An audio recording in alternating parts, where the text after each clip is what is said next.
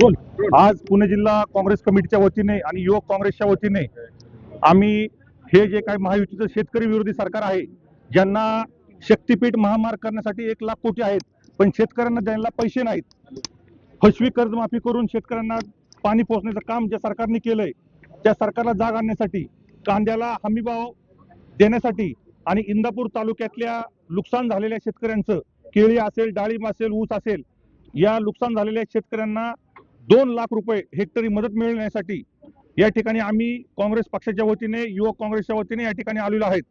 कृषी मंत्र्यांना आम्ही जागा करण्यासाठी आणि त्यांचा राजीनामा घेण्यासाठी आलेलो आहेत.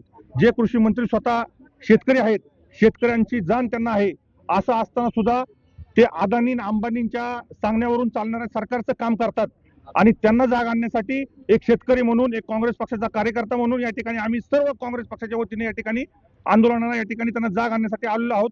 ते आम्ही त्यांना भेटणार होतो, पण पोलिसांनी या ठिकाणी आम्हाला अडवलं होतं. शासनाचे अधिकारी इथं पाठवून, पोलीस पाठवून आम्हाला त्यांनी अडवण्याचं काम केलेलं आहे. इथून पुढे हे आंदोलन अजून जोमाने या ठिकाणी शेतकऱ्यांसाठी आम्ही रस्त्यावर उतरण्यासाठी तयार आहोत.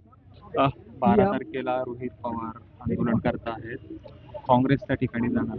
ऐका ना, आमचे नेते खासदार राहुल गांधी शेतकऱ्यांची बाजू पहिल्यापासून घेत असत. बट्टापोरसूलचं आंदोलन असून त्यापासून घ्या. काँग्रेस पक्ष जे जे शेतकऱ्यांच्या हक्कासाठी, शेतकऱ्यांसाठी लढणार असतील, मग ते बंटी पाटील असतील, राजू शेट्टी असतील, जे शक्तीपीठ महामार्ग विरोधात लढतात, त्यांच्यासाठी आम्ही त्या ठिकाणी उभा होतो. परवा दिवशी 12 तारखेला रोहित पवार या ठिकाणी अन्नत्याग आंदोलन शेतकऱ्यांसाठी करणार आहेत. शेतकऱ्यांसाठी लढणार असतील तर त्या ठिकाणी आम्ही त्यांच्या पाठिंबा देण्यासाठी पूर्ण ताकदीने काँग्रेस पक्ष म्हणून आणि शेतकरी म्हणून या ठिकाणी आम्ही त्यांच्या आंदोलनाला पाठिंबा देण्यासाठी पंढरपूरला जाणार आहोत. ओके.